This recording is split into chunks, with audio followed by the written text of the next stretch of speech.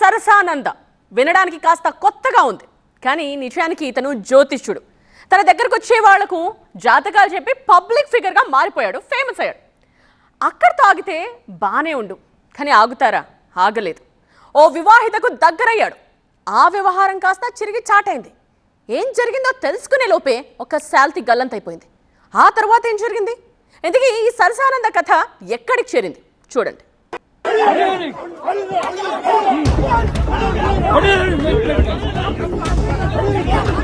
రాత్రి మూకుమ్మడి దాడి, పగలు పోలీసులతో గడబిడ. ఈ గ్యాప్ లో ఏం జరిగిందో తెలుసా? ప్రాణం గాల్లో కలిసిపోయింది. అది కూడా వివాహేతర సంబంధం కారణంగా. ఇంకో ట్విస్ట్ ఏంటంటే, సెలబ్రిటీలకే జాతకం చెప్పిన ఓ జ్యోతిష్యుడు తన జీవితం జైలు పాలవుతుందని ఊహించలేకపోయాడు. అసలు ఎవరు చనిపోయారు, దానికి జ్యోతిష్యుడు ఎలా కారణమయ్యాడు?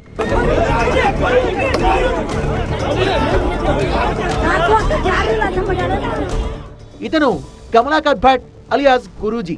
ఉండేది కర్ణాటకలోని ఉత్తర కన్నడ జిల్లా సిద్ధాపురం. శివమొగ్గ కేంద్రంగా జ్యోతిష్యం చెప్తుంటాడు. సెలబ్రిటీలకు, పొలిటికల్ లీడర్లకు జాతకాలు చూసి ఫేమ్ అయ్యాడు. ఆ టైంలోనే సుచిత్ర అనే మహిళ ఈ కమలాకర్ ను కాంటాక్ట్ అయింది. ఫస్ట్ అటెంప్ట్ లోనే చూపులు కలిశాయి. ఆ తర్వాత రిలేషన్ మొదలైంది. భర్త మహేష్ నాయక్ ను వదిలేసిన సుచిత్ర జ్యోతిష్యుడి దగ్గరికి షిఫ్ట్ అయిపోయింది. ఇది ఆమె పెద్ద కూతురికి ఏమాత్రం నచ్చలేదు.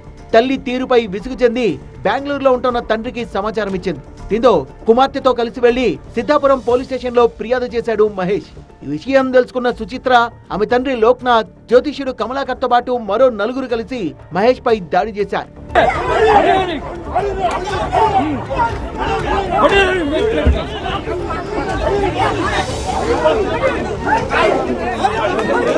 మహేష్ పై వీళ్ళంతా కత్తులు, మారణాయుధాలతో దాడి చేస్తుండగా తన సోదరుడు వసంత్ నాయక్ అడ్డుపడ్డాడు. తీవ్ర గాయాల పాలై స్పాట్ లోనే చనిపోయాడు. గమనించిన జ్యోతిష్యుడి గ్యాంగ్ సీన్ నుంచి ఎస్కేప్ అయింది. వసంత్ భార్య ఇచ్చిన ఫిర్యాదుతో పోలీసులు కేసు నమోదు చేశారు. సాంకేతిక ఆధారాల సాయంతో గాలింపు చేపట్టి కమలాకర్, సుచిత్ర, లోక్నాథ్, ఆకాష్ లను అరెస్ట్ చేశారు.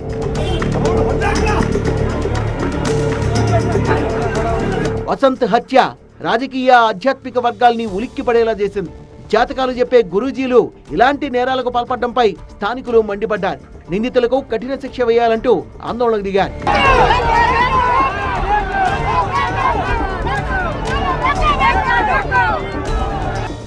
అందరి జాతకాలు చూసే కమలాకర్ తన జాతకంలో జైలు గతి ఉందన్న విషయాన్ని మాత్రం గ్రహించలేకపోయాడు. ఇల్లీగల్ కాంటాక్ట్ తో అభాస్ పాలై ఇప్పుడు చిప్పకూడు తింటున్నాడు.